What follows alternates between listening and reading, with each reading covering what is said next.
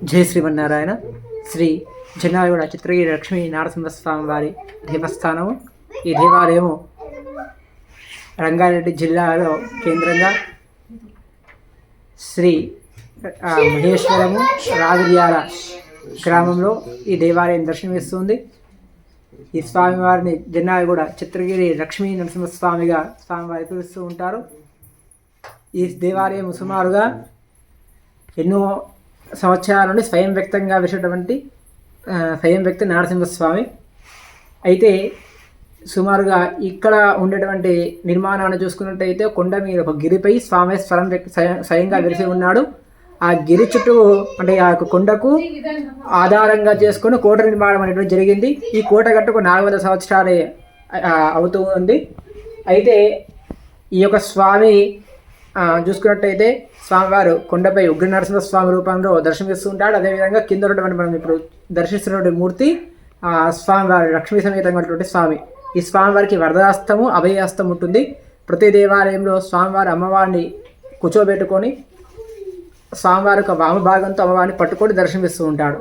ఇక్కడ అలా కాకుండా అమ్మవారు స్వామివారి చెంత ఉన్నప్పటికీ కూడా స్వామివారి యొక్క వామభాగం వామ చెయ్యి ఆ అమ్మవారిని పట్టుకోదన్నమాట.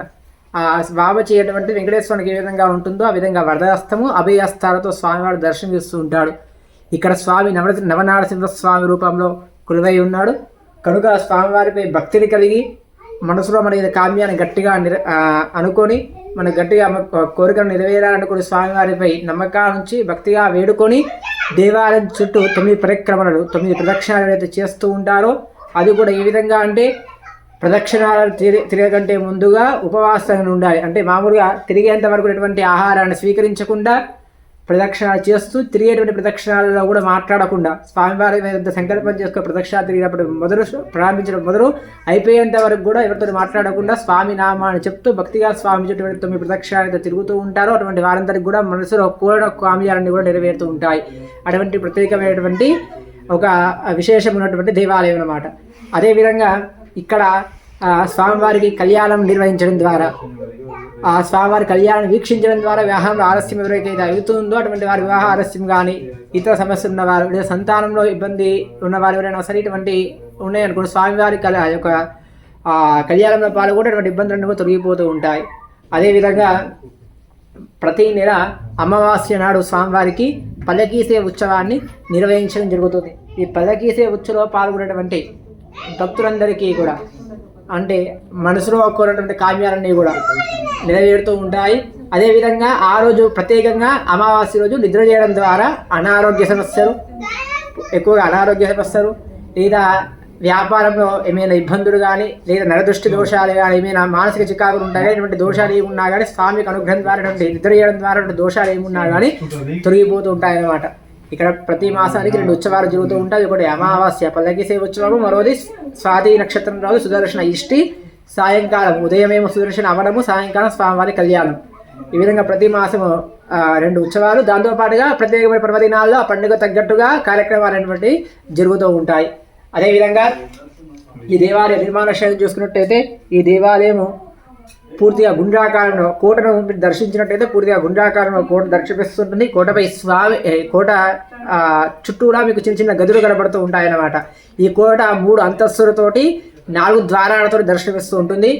మొదటి అంతస్తులో అంటే మొదటి కింద ఉన్నటువంటి గ్రౌండ్ ఫ్లోర్లో భూమి మీద ఉన్నటువంటి ఆ యొక్క మొదటి భాగంలో అప్పుడు ఉండేటువంటి అంటే అప్పుడు ఒక 70-75 సంవత్సరాల పూర్వం వరకు కూడా ఇక్కడ జాతర ఉత్సవాలు వైభవంగా జరుగుతూ ఉండే. ఆ ఉత్సవాల్లో వచ్చినటువంటి భక్తులు 45 అంటే 54 రోజుల పాటు ఒక మండల కాలం పాటు ఉత్సవాలు జరుగుతూ ఉండే. ఉత్సవంలో వచ్చేటువంటి భక్తుల విశ్రాంతి కోసమే అంటే భక్తులు ఉండడానికి అవకాశంగా వీరుగా ఆ కింద మనకు కనబడేటువంటి చిన్న చిన్న గదులు అనేటువంటి కనబడుతుంటాయి గోడ చుట్టూరా. అవి దానికోసమే నిర్మింపబడ్డాయి.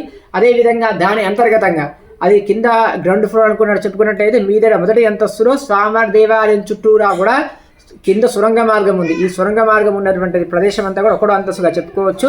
2వ అంతస్తులోకి వచ్చినట్టయితే ఆ 2వ అంతస్తులు అప్పుడు దేవాలయంలో పనిచేసేటువంటి అర్చకులు కానీ పాచకులు కానీ ఇతర సేవా కార్యక్రమాలు చేసేటువంటి ఆ యొక్క ఎవరైతే ఉంటారో అటువంటి వారందరికీ కూడా వారి వసతి కోసమై వారి ఉండడానికి కోసమై ఏర్పాట్లు చేసినటువంటి గదులు కనబడుతూ ఉంటాయి.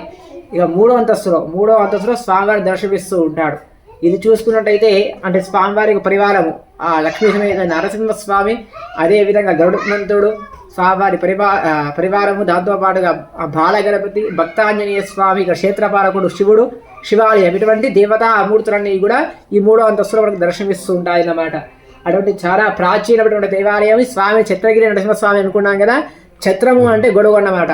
దీనికి చిత్రగిరి అని పేరు రావడానికి కారణం ఏంటయ్యా అంటే సుమారు 400 సంవత్సరాల పూర్వము ఛత్రపతి శివాజీ శ్రీశైలానికి వెళ్ళేటప్పుడు, అప్పుడు శ్రీశైలానికి వెళ్ళాలంటే ఉండేటువంటి మార్గము ఇదొక మార్గమే అన్నమాట.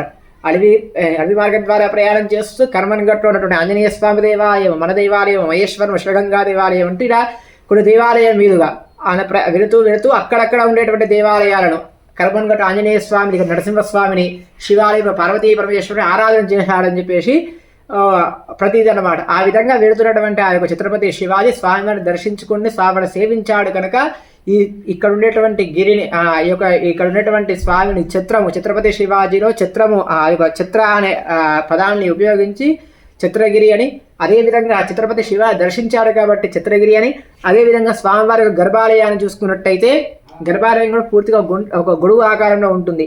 అది గర్భాలయము అతి విశాలంగా ఉన్నప్పటికీ కూడా స్వామివారు ఎక్కడ ఉంటారో దానికంటే కొద్దిగా ఒక 2 అడుగుల ముందు వరకు మాత్రమే ఆ కొండ స్వామివారిని ఆశ్చర్యం కప్పి ఉంటుందన్నమాట. కనుక ఆ విధంగా గొడుగు ఆకారంలో ఒక గర్భాలయం ఉండడం చేత, కొండ కప్పడం ఉండడం చేత, ఆ చిత్రం ఆకృతిలో ఉండడం చేత ఈ గిరిని చిత్రగిరి అని. అదేవిధంగా చిత్రము అంటే గొడుగు. ఈ గొడుగు కిందకు వెళ్ళి మనం గొడుగు ఎవరైనా దాన్ని పట్టుకొని దాని కిందకి వెళ్ళి నిలబడుతూ ఉంటారో అది ఎవరినైనా సరే ఇంట నుంచి కానీ వాళ్ళ నుంచి కానీ కాపాడుతూ ఉంటుంది. అదేవిధంగా ఎవరైతే భక్తులు స్వామి వద్దకు వచ్చి స్వామి శిరుడు వేడుకుంటూ ఉంటారో అటువంటి వారందరూ, స్వామి ఎవరైతే శ్రీచరణాలు ఎవరైతే ఆశ్రయిస్తూ ఉంటారో అటువంటి వారందరినీ కూడా స్వామి సదా ఎల్లప్పుడూ రక్షిస్తూ ఉంటాడనేటువంటి ఉద్దేశం చేత స్వామిని చిత్రగిరి నరసింహస్వామి అని చెప్పేసి మన తిదండి చిన్న శ్రీమన్నారాయణ రామానుజయ స్వామివారికి పేరు పెట్టారు. ఈ స్వామివారి యొక్క దేవాలయం ఎంతో విశాలంగా ఉంటుంది. ఆలయ ప్రాంగణాలంతా కొంత మనిషికి ఆహ్లాదకరాన్ని కలిగిస్తూ ఉంటాయి కనుక భక్తులందరూ స్వామి దర్శించి స్వామిని సేవించి లక్ష్మీ నరసింహస్వామి వారికి కృపాకటాక్షరకు పాత్రలు కావలసిందిగా మనవి. జై శ్రీమన్నారాయణ.